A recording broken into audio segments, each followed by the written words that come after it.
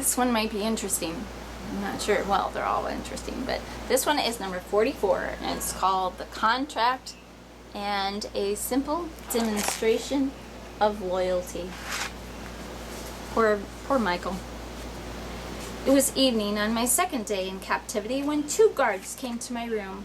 I was lying on my bed playing a video game when the door opened and they stepped inside, followed by Nichelle. I hated seeing her. Actually, I hated her. She always made me tick. "Time to go," the first guard said, not as politely as the last time they'd come for me. "Where are we going?" I asked. "Dr. Hatch has requested your presence." "Let me get my shoes on." I put on my shoes, then walked out of my room, with 1 guard in front and 1 in the back, with Nichelle walking at the rear guard's side. They walked right past Hatch's secretary and into his office. Hatch was at his desk. He stood as I entered. "How are you, Michael?" he asked. "Tired," I said. "I would imagine. You had enough on your mind to cause anyone insomnia." He turned to the guards. "You may go." "Yes, sir," the guards said in unison. To my surprise, he said to Nichelle, "You too." Nichelle looked at me. "Just try something," she said. "Nichelle, that's really not necessary." She glared at me before following the guards out of the room. Hatch shook his head. "Sorry about that. What Nichelle lacks in tact, she makes up for unpleasantries." His expression hardened. "So, down to business. Have you come to a decision?"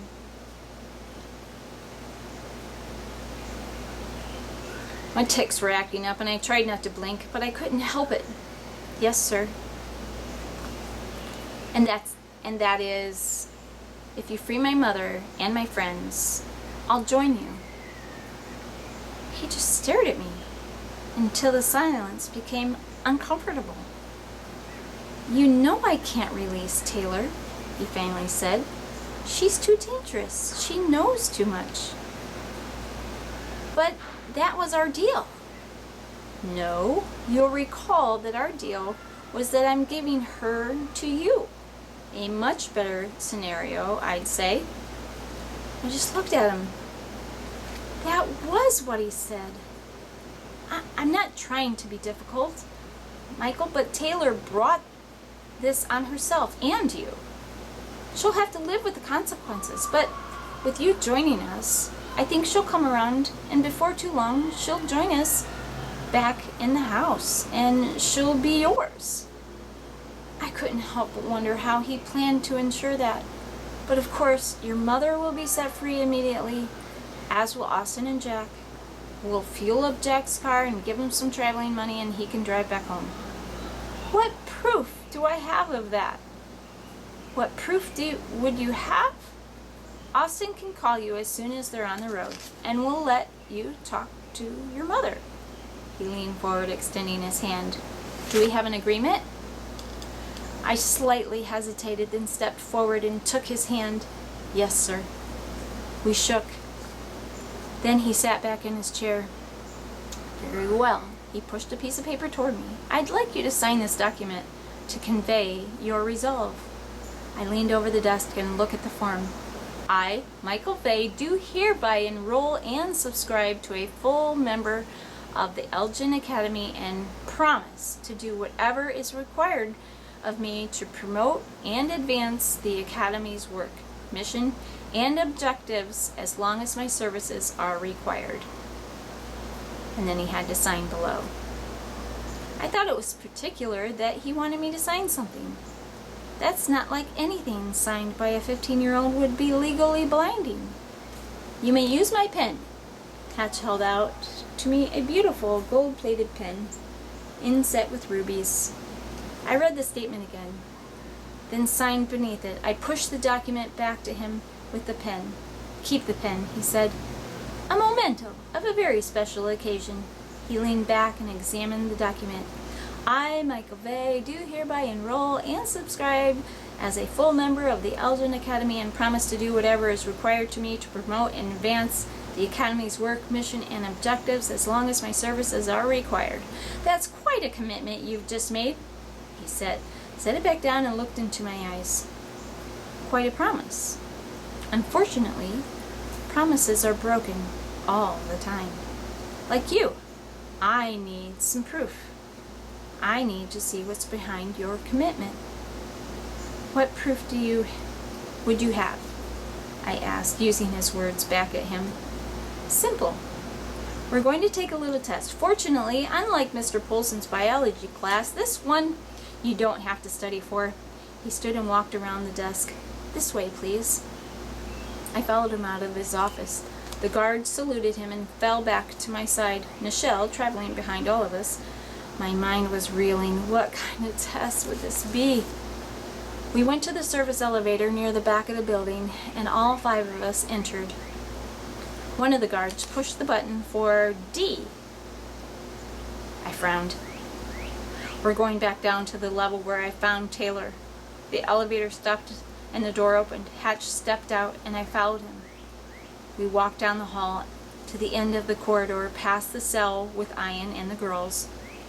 We turned left, then left again, and walked on to a metal door at the end of the hall. A sign above the door read, Block H. There was another guard standing by the door, and he pulled open the door as we approached, exposing a long, cavernous room with bare white walls. I followed Hatch inside. In the center of the room was a chair bolted to the floor with a man in an orange GP jumpsuit sitting in it. The man's arms and legs were clamped to the chair by metal straps like an electric chair, and a metal brace circled around his neck below his electric vocal collar, holding him erect. He couldn't move if he wanted to. The man in the chair had a hood over his head that fell to his chin. So, Michael, you've told me that you're one of us now, and you promised, as a full member of the Academy, to do whatever is required to promote and advance the cause of our revolution. Here's your opportunity to show me that you mean what you say. He gestured toward the man. Here's your test. I looked at the man, then back at Hatch. I don't understand. What's my test? Hatch walked up to the bound man and pulled off his hood.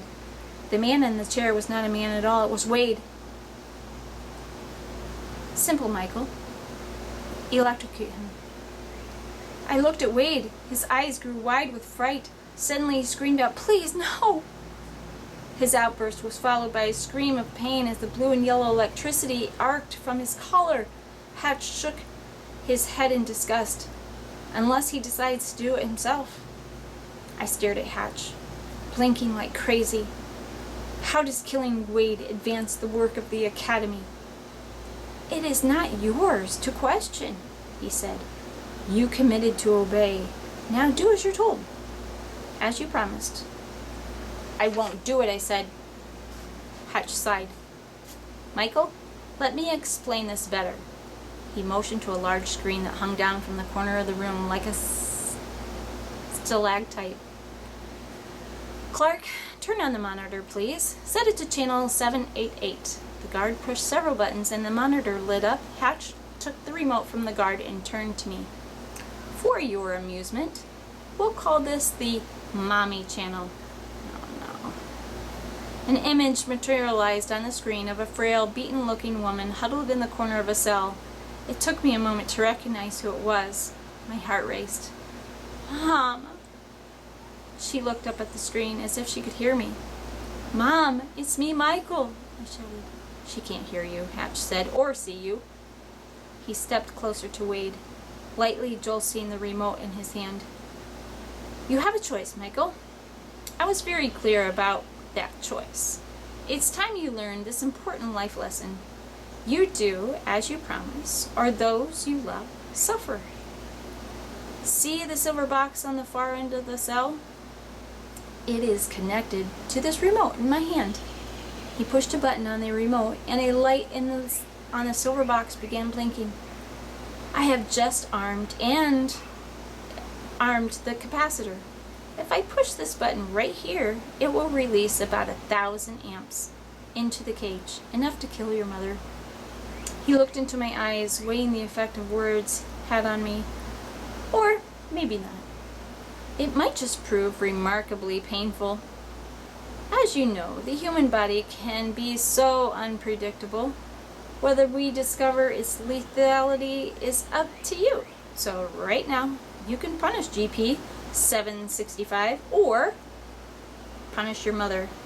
It's your choice. I stood there looking at the screen, my body trembling. Though in the corner of my eye, I could see Wade shaking as well. It's not my choice, I said. It's not my choice to decide who lives or dies. It might be a fair choice, but it most certainly is your choice. I just stood there. Michael, Hatch said gently, you said you were with us. You signed a binding document and confirmed your commitment. Were you lying to me? You didn't say I had to kill someone. No, I didn't, in fact. I wasn't specific at all, was I? And that's the point. I demanded your allegiance, whatever that requires, and right now, this is what your allegiance requires. He folded his arms at his chest. Or shall I just push the button? I looked down at Wade. Sweat was beading on his forehead and his underarms were soaked through all the way down his sides. I walked to his side, then put my hand on his shoulder. He shuddered at my touch. Hatch nodded. Good choice, Michael. Now give him everything. That would be the merciful thing. I looked down. Tears were welled up in Wade's eyes. I still stood there, frozen. After a minute, Hatch looked at his watch. We haven't all day. You have 30 seconds before I make the choice for you. Who will live? A good loving mother or a juvenile delinquent who will never amount to beans? What would your mother say? Something about what Hatch had said resonated through me. I looked back at the monitor, at my mother lying there alone and scared, then at Hatch, the man who had put her there. What would my mother say? I said. My eyes narrowed. My mother would say that she'd rather die than see her son a murderer. I took my hand off Wade, then lunged at Hatch. Pain seared through my entire body. Buckling my knees, I fell to the ground, screaming. Hatch took a deep breath to regain his composure. He kicked me, then walked to the door. Thank you, Nichelle. Buy yourself a new bauble? B-A-U-B-L-E. Thank you, she said. From the doorway, Hatch looked back at me. I'm so disappointed in you, Michael. You are a liar and an oathbreaker. He turned to the guards. Take him to cell 25. The Prisoner of Cell 25. That's what the book is called. Oh my goodness. Then have Tara report to my office.